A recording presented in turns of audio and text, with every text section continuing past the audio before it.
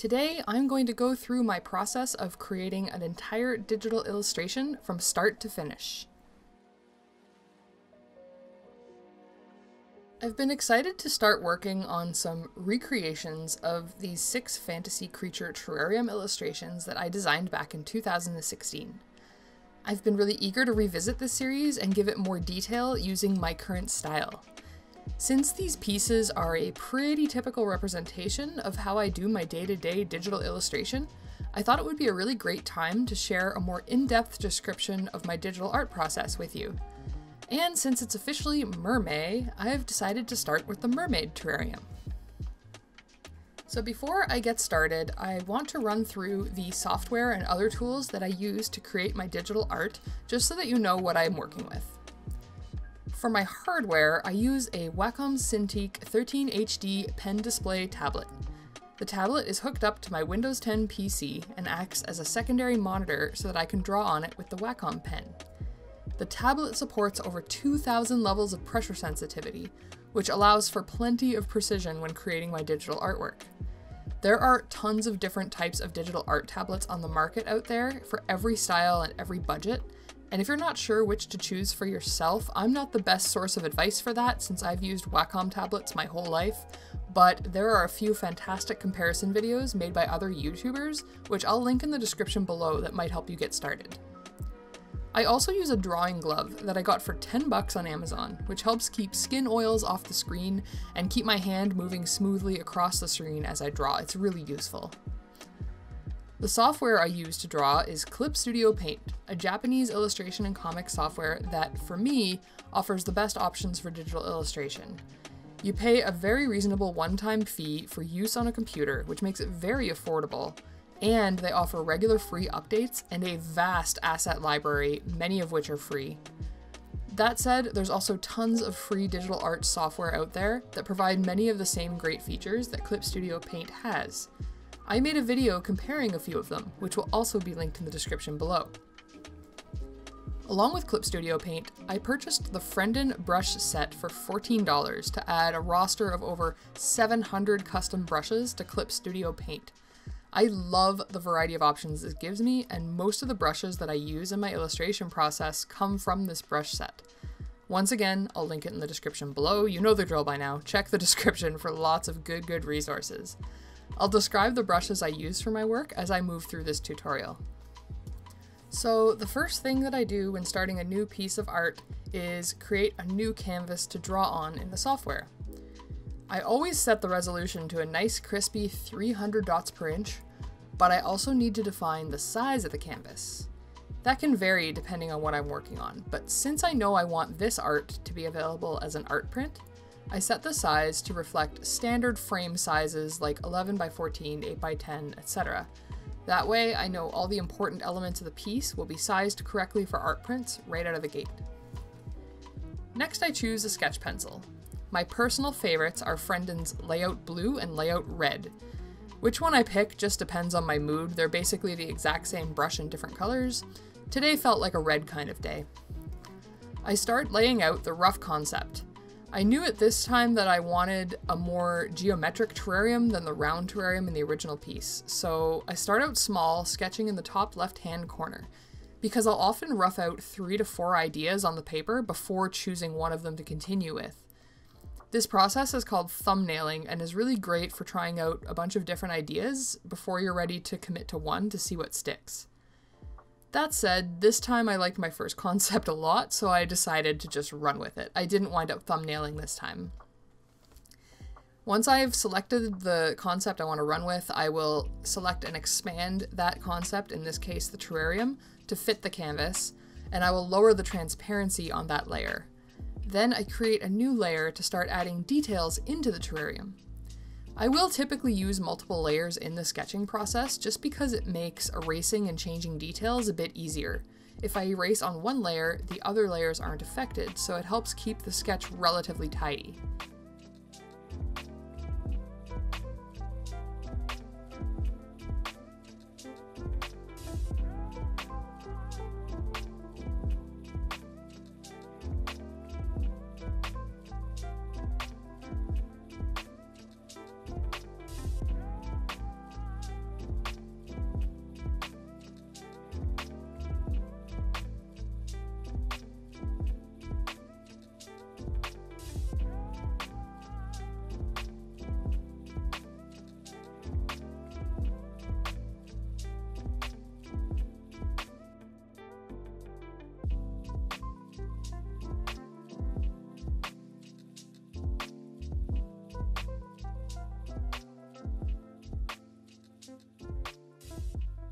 You'll see as I work through this sketch that I often select different elements and move them around using the Move and Transform tools.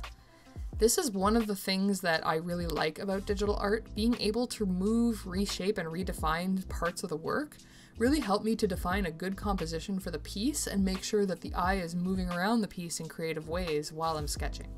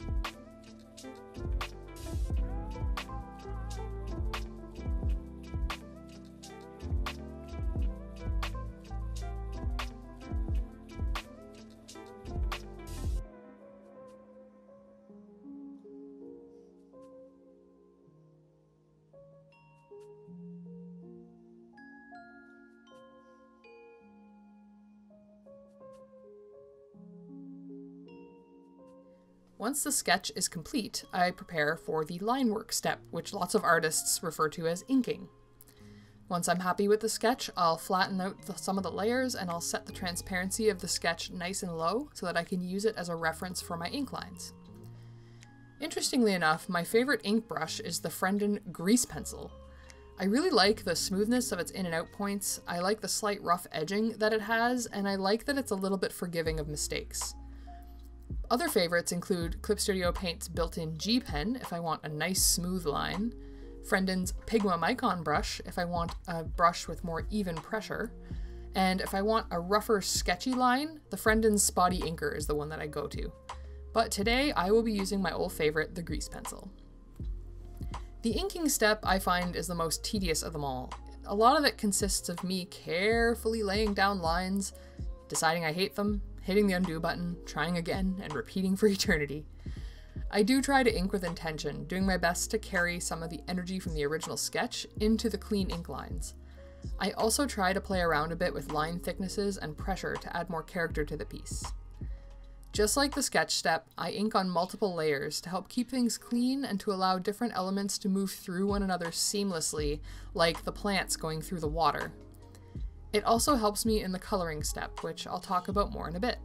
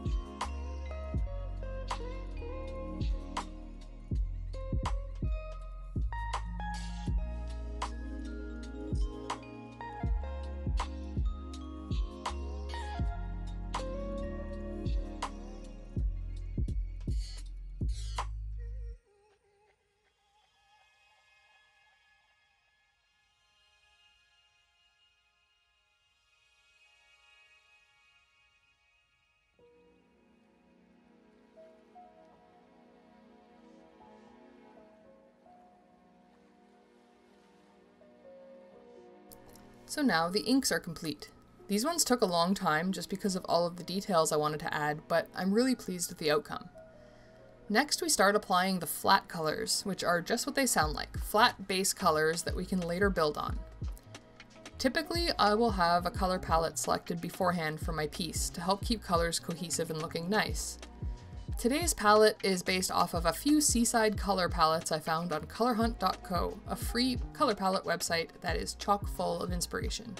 If you plug color palettes into your Google search, you'll find tons of websites with different palettes for inspiration.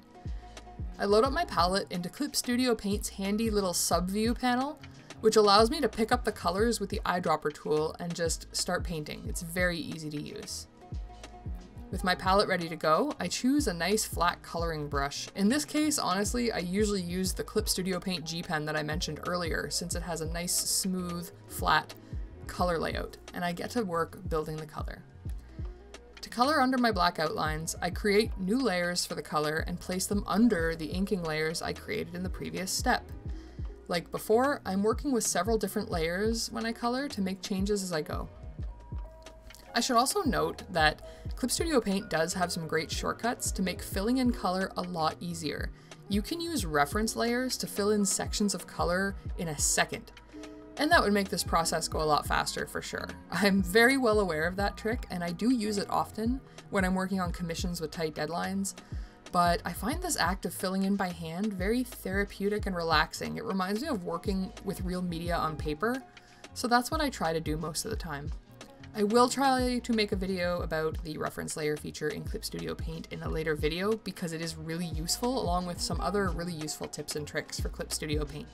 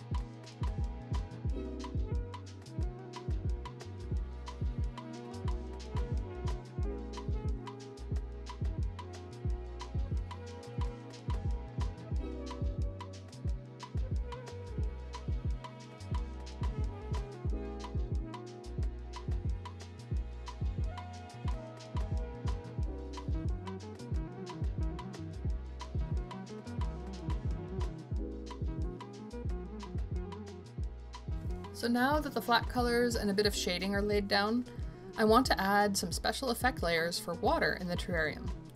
For this water layer, I experimented with a bunch of different layer modes because I wasn't sure what would look best. And you'll see throughout the rest of the video that I keep kind of hemming and hawing on this and selecting different layer modes for the water.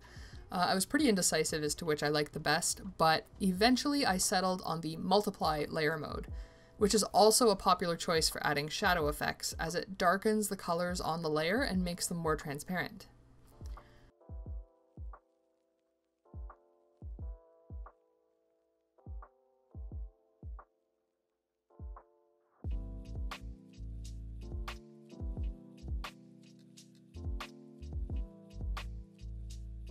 I also take the time here to add a little bit of light and shadow effect to the mermaid. I'm actually just adding the shadow right now, and I'm adding the highlights a bit later. Typically, I do the highlight and shadows for all the elements in my piece, but I'm trying something a little different here, staying a bit true to the original piece, which doesn't have any light or shadow at all, and keeping the colors flat for the environment, and only applying very subtle shading to the mermaid, which is the main subject of the piece. Layers can be set to different modes to allow colors within them to act in different ways. I use quite a few different layer modes in my work. For shadows, I like using the linear burn mode. And for shadow and highlight layers, I adjust the opacity to be quite low, as I want the shadows and highlights to be very subtle. For shading, I fill in the whole layer with a dark pink fill, and then erase away the areas that I want to be highlighted. After that, I go back in and clean up the shaded areas a little and make sure they look nice and smooth. I turn off the water layer temporarily and prepare to color some of the line work to better match the colors that were just laid down. To do so, I select each of my line work layers and hit the little checkerboard button to lock the transparency. When you do that, you can color on the lines and the color won't go anywhere else. From here, I work carefully through the different line work layers, choosing darker colors based on the palette I work from to apply color to my lines. This step is entirely optional, and I don't even always do it as it does take some time, but I really like the look it gives to a lot of my pieces.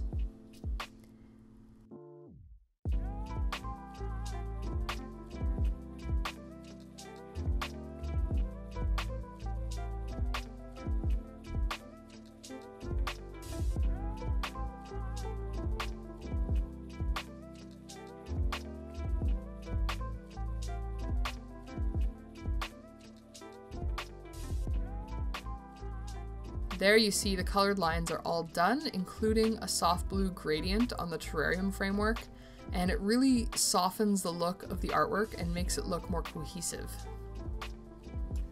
So we're getting close to being done with this piece.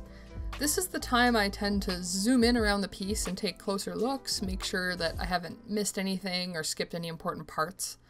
For this piece, there were a few colored lines that needed to be fixed, and I did decide to add a few highlights to the mermaid.